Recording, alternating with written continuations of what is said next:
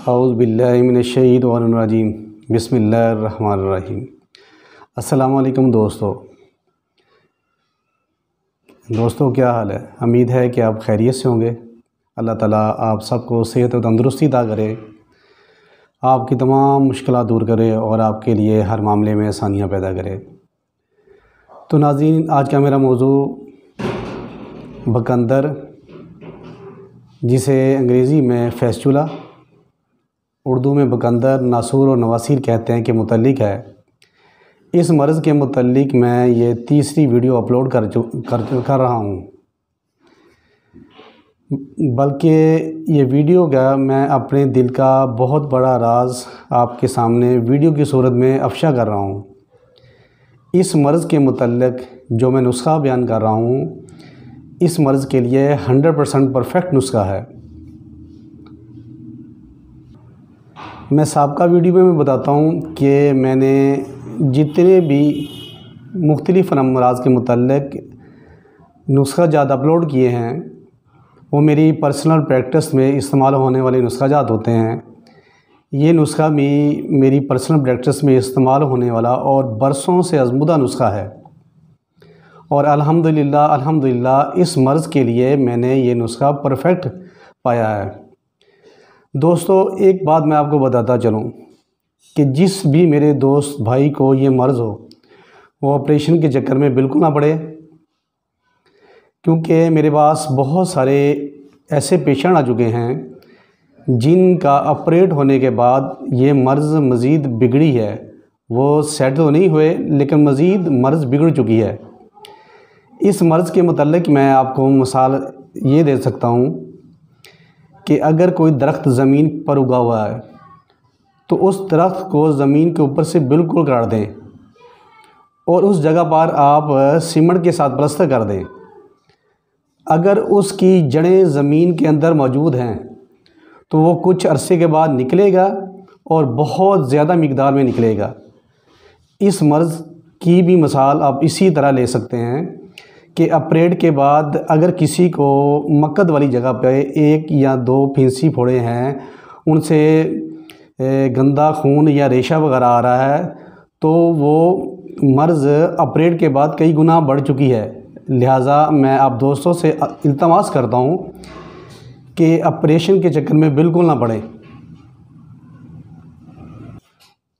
سابقہ ویڈیو میں بتا چکا ہوں کہ اس مرض کی جو علامات ہیں، پھر بھی آج ان کا ذکر کر رہا ہوں کہ ایسے شخص کی زبان اکثر اوپر سے سفید ہوتی ہے، مقد والی جگہ پر 1 یا 2 پھنسی پھوڑے ہوتے ہیں اور ان کے بعد وہاں سوراخ ہو جاتا ہے جہاں سے پیپ، ریشہ، گندا خون رستا رہتا ہے، اور گرم اور بادی اشیاء کے استعمال سے وہ پیپ یا ریشہ یا وہ بلیڈنگ زیادہ ہو جاتی ہے، اور مقد والی جگہ پر جلن ہوتی ہے،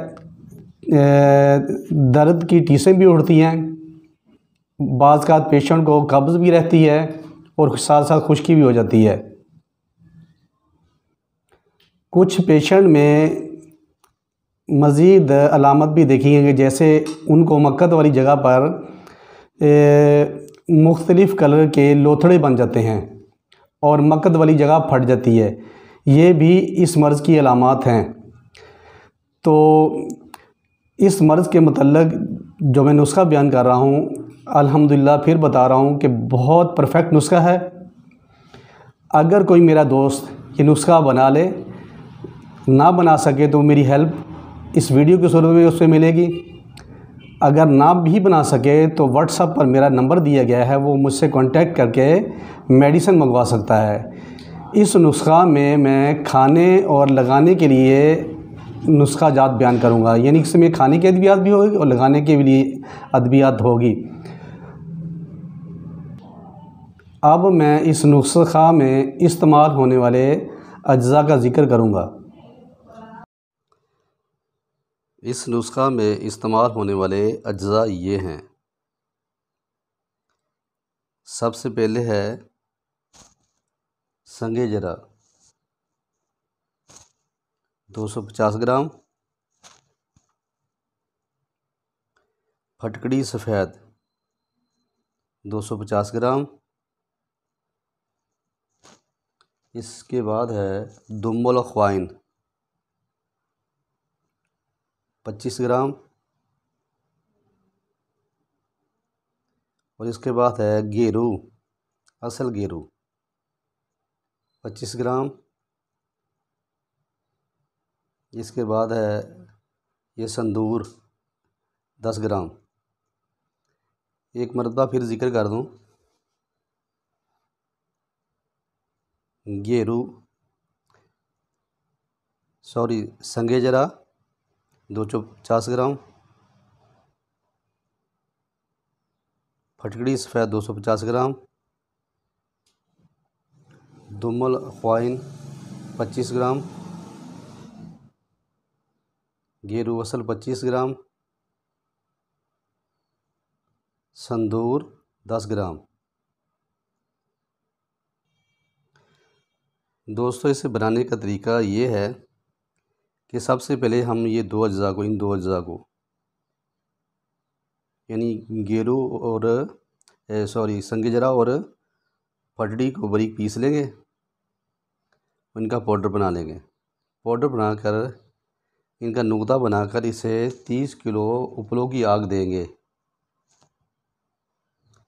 جب اپلوں کی آگ دیں گے تو اس میں سفید رنگ کا کشتہ برآمد ہوگا، جسے باریک پاؤڈر کر لیں گے، اور پھر اس کے بعد دم الاخوائن اور گیرو کو باریک پیس کر اس کا پاؤڈر بنا کر ان چاروں اجزاء کو آپس میں مکس کر لیں گے، اور سندور میں مکھن ملا کر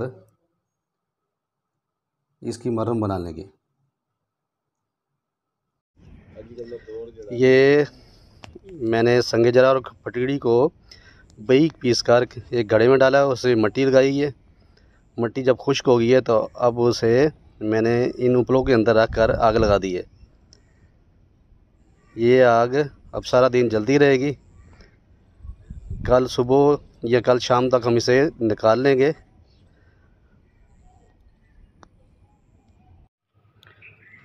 تو ناظرین 24 گھنٹے گزرنے کے بعد یہ اپلوں کی آگ ٹھنڈی ہو گئی ہے، تو اب آپ کے سامنے یہ چھوٹا سا گھڑا جس کو میں نے اوپر سے مٹی لگائی تھی، اور اب یہ آگ بالکل ٹھنڈی ہو گئی ہے، یعنی کہ ایک صبح کو میں نے رکھا تھا اور اگلی صبح نکالی ہے۔ یہ 24 گھنٹے ہو گئے ہیں۔ اب اسے کھول کر میں آپ کو دکھاؤں گا کہ اس کے اندر سے کس کلر کی وہ دوائی برآمد ہوئی ہے۔ گھڑے کے اندر سے ہم نے یہ وائٹ کلر کا پاؤڈر برآمد کیا ہے، اسے ہم نے باریک پیس دیا ہے، یہ آپ کے سامنے ہے۔ اب اس میں ہم یہ دم الاخوائن اور گیرو کا یہ پاؤڈر مکس کر لیں گے، اس کے اندر ملا لیں گے۔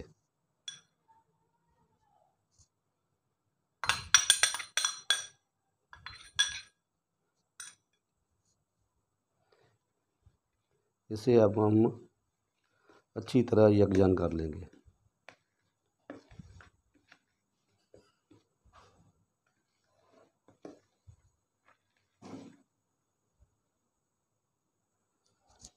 بلکہ ہم کھرل میں ڈال کر اسے اچھی طرح کھرل کر لیں گے۔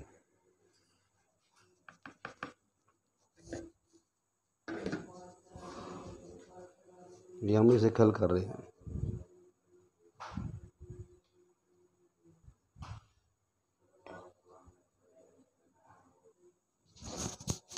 اسے ہم نے 10 منٹ یہ آپ کے سامنے کھرل کر لیا ہے، تو اس شکل میں آ گیا ہے۔ تو یہاں ایک بات میں آپ کو بتاتا چلوں کہ اس سے ہم سب سے پہلے تو اس دوائی سے کیپسول بھر لیں گے 250 ملی گرام کے، ٹھیک ہے، 250 ملی گرام کے کیپسول بھر لیں گے، اور دوائی کا کچھ حصہ لے کر ہم ملہم بنائیں گے۔ ایک بات میں آپ کو بتاتا چلوں کہ اس میں ہم نے سندور مکس نہیں کیا، وہ ہم نے رکھا ہے ملہم کے لیے۔ تو اس دوائی کا کچھ حصہ تقریباً 35 گرام یہ دوائی لیں گے، 10 گرام سندور ہے اور 75 گرام ہم اس میں وہ مکھن شامل کر لیں گے، گائے کا مکھن۔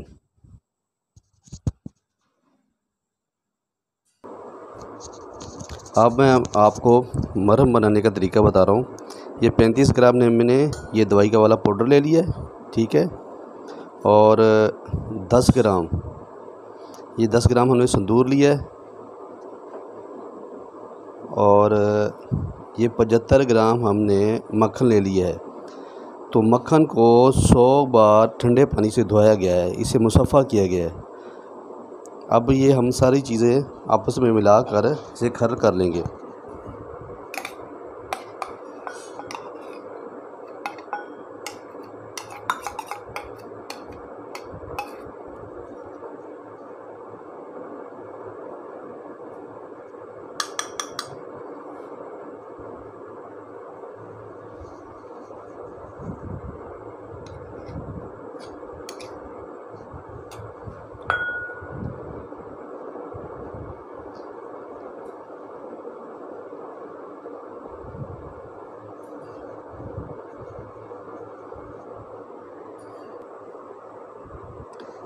اسے ہم نے تقریباً 5 منٹ کھل کیا ہے۔ یہ آپ سے سب کے سامنے میں معلوم تیار ہوگی ہے۔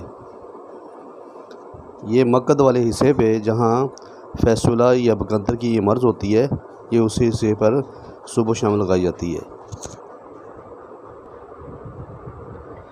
یہ ہماری معلوم تیار ہے۔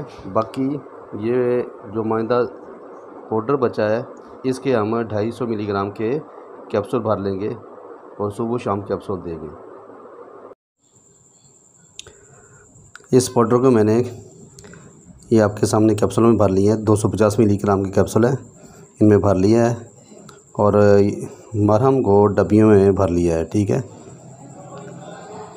اسے استعمال کا طریقہ یہ ہے کہ ایک کیپسول صبح ایک شام تازہ پانی کے ساتھ کھانے کے بعد استعمال کریں، اور مرہم مقد والی حصے پر انگلی کی مدد سے تھوڑی تھوڑی صبح شام لگائیں۔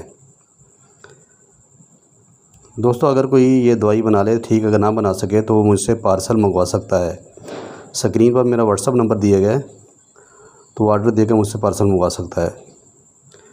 تو وہ اس دوائی کے دوران کچھ کھانے پینے میں آپ نے پرہیز کرنا ہے کہ چاول، بڑا گوشت، تلی ہوئی چیزیں نہیں کھانی، اور